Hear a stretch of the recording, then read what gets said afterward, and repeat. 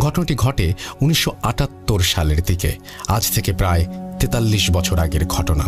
আমার সেই নানার আত্মীয়ের নাম ছিল করিম। তিনি পেশায় ছিলেন একজন মাঝি। তিনি বেশিরভাগ সময় মানুষের সেবার্থে রোগী লাশ টানতেন, এই গ্রাম থেকে ও গ্রামে অথবা দূরের কোনো স্বাস্থ্যকেন্দ্র কিংবা হাসপাতালে। তখনকার দিনে নৌকাই একমাত্র প্রধান যানবাহন ছিল। করিম মিয়ার সাথে গ্রামের লোকের ভালোই চেনাশোনা ছিল। করিম মিয়ার সাথে যেদিন ঘটনাটি ঘটে সেদিন ছিল অমাবস্যা, সাথে মৌসুমটা ছিল বর্ষাকাল। তাই চারিদিকে ঘুটঘুটে অন্ধকার এবং আশেপাশে থেমে থেমে শেয়ালের ডাক, আর বর্ষাকাল হাওয়ায় নদী নালা ভরপুর ছিল এবং রাস্তাঘাটে প্রচুর পানি ছিল। সেদিন করিম খেয়ে দিয়ে ঘুমোতে চলে যায় তাড়াতাড়ি। রাত গড়িয়ে মধ্যরাত। হঠাৎ দরজায় ঠক ঠক আওয়াজ। করিম সাহেব ঘুম থেকে আঁতকে উঠে বলেন, কে কে ওখানে? উত্তরে বাইরে থেকে কেউ একজন বলে, করিম, বাইরে এসো তাড়াতাড়ি, লাশ আনতে যেতে হবে। করিম ভাবে তিনি হয়তো বিপদে পড়েছেন। করিম বাইরে লোকটিকে বলে, আপনি খেয়াঘাটের দিকে যান, আমি আসছি। করিম তখন হঠাৎ খেয়াল করে বাইরে প্রচুর বৃষ্টি। তখন করিম জানত না করিমের সাথে কি হতে চলেছে। করিম একটু বৃষ্টি কমলে হারিকেন হাতে ঘুটঘুটে অন্ধকারে বেরিয়ে পড়ে খেয়াঘাটের দিকে, যেখানে নৌকাটি বাঁধা আছে। করিম গিয়ে দেখতে পায় একজন লোক তার নৌকার ছাউনির ভেতর। করিম ভাবেন হয়তো সেই লোকটি। একটু কাছে গিয়ে জিজ্ঞাসা করেন, বাবু, আপনি কই যাবেন? উত্তরে লোকটি বলে, ভাই, পাশের গ্রামে নিয়ে চলেন। করিম আকাশের দিকে তাকিয়ে দেখে মেঘ ডাকছে, হয়তো বৃষ্টি নামবে আবার। করিম 7-5 না ভেবে নৌকায় উঠে পড়েন এবং বৈঠা বাইতে থাকেন।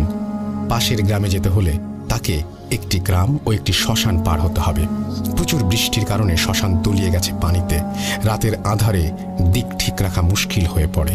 তিনি এক পর্যায়ে পথ ভুল করে শ্মশানের ভেতর অগভীর জঙ্গলে ঢুকে পড়েন। তিনি কিছুদূর যাবার পর বুঝতে পারেন যে তিনি পথ ভুল করেছেন এবং তিনি নৌকাটি ঘুরিয়ে নেন।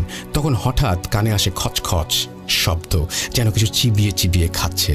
ঠিক তখনই তার একটি গাছের দিকে নজর পড়ে। তিনি দেখতে পান তার থেকে কিছু দূরে একটি গাছ। সেই গাছের ডালে উল্টো হয়ে ঝুলছে এক লাল চোখওয়ালা কোনো একটা অবয়ব।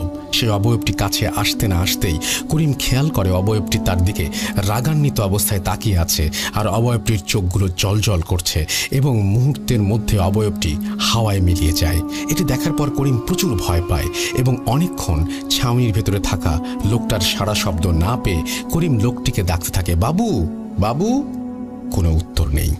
করিম উপায় না দেখে ছাউনির পর্দা সরিয়ে যা দেখে তা দেখার জন্য সে একেবারে প্রস্তুত ছিল না। তিনি দেখতে পান ছাউনির ভেতর কেউ নেই এবং নিচের পাটাতনে ফোঁটা ফোঁটা রক্ত। এই দেখে ভয়ে আতঙ্কে তিনি মনে মনে যত সূরা কালাম জানেন সব পড়তে থাকেন। বইটা হাতে নিয়ে কোনো রকম শ্মশান থেকে বেরোবার চেষ্টা করেন। পুরো শ্মশান নীরব, নিস্তব্ধ, যেন করিম ভয়কে আরও বাড়িয়ে দিয়েছে। নিস্তব্ধতা কাটিয়ে হঠাৎ তার কানে ভেসে আসে অজানা কারো আর্তচিৎকার এবং বিদঘুটে এক অট্টহাসি। শুরু হয় বিদ্যুৎ চমকানো। কোনো রকমে তিনি শ্মশান থেকে বেরিয়ে আসেন এবং তার বাড়ির দিকে রওনা দেন। তখন আনুমানিক ভোর 4টার কাছাকাছি। আকাশে মেঘ থাকার কারণে বোঝা যাচ্ছিল না। হঠাৎ এক বিদ্যুৎ ঝলকানিতে করিম দেখতে পায় তার নৌকার অন্য প্রান্তে সেই অবয়বটি দাঁড়িয়ে আছে। এটা দেখে তার শরীর শিউরে ওঠে এবং হাতের বৈঠা পানিতে পড়ে যায়। তড়িঘড়ি করে বৈঠা তুলতে গিয়ে দেখে কেউ তার হাত চেপে ধরেছে এবং তাকে নদীতে ফেলার চেষ্টা করছে। সেখানে শুরু হয় অনেক ধস্তাধস্তি। এরপর করিম শুনতে পায় দূরের কোনো মসজিদের আজানের শব্দ। অবয়বটি তার হাত ছেড়ে সাথে সাথে সরে যায়। এবার থমকে যায় সব, কিন্তু শেষমেশ করিমের সাহস তার ভয়ের কাছে হার মেনে যায়। করিম জ্ঞান হারান। জ্ঞান ফিরতেই তিনি দেখেন তিনি তার বাড়িতে। তার চারপাশে অনেক মানুষ, অর্থাৎ গ্রামবাসী। কয়েকজন তাকে বলে সে নাকি তার নৌকায় অজ্ঞান অবস্থায় পড়েছিল আর তার নৌকা চরে আটকে ছিল। এরপর সবাই নাকি তাকে ধরাধরি করে বাসায় নিয়ে আসে। তারপর করিম সাহেবকে তার সাথে ঘটে যাওয়া ঘটনা খুলে বলতে বলে গ্রামবাসীরা এবং সবার মধ্যে একটা ভয়ের সৃষ্টি হয়। এরপর থেকে দিনের বেলায়ও কেউ সহজে ওই শ্মশানের দিকে যায় না। কিন্তু করিমের সাথে যা ঘটে তা কি বা কেন ঘটেছিল তার উত্তর কেউ দিতে পারে না। গ্রামের কেউ বলে খারাপ জিন, আবার কেউ বলে পিশাচ, আবার কেউ বলে নিশির ডাক, কিন্তু আসল ঘটনা কেউ বলতে পারেনি। ঘটনা বিবেচনায় প্রশ্নটি তোলা রইল আপনাদের জন্য। দেখুন সুরাহা হয় কিনা। এই ছিল আমার ঘটনা। ভালো লাগলে শেয়ার করবেন, এটি একটি সম্পূর্ণ সত্য ঘটনা।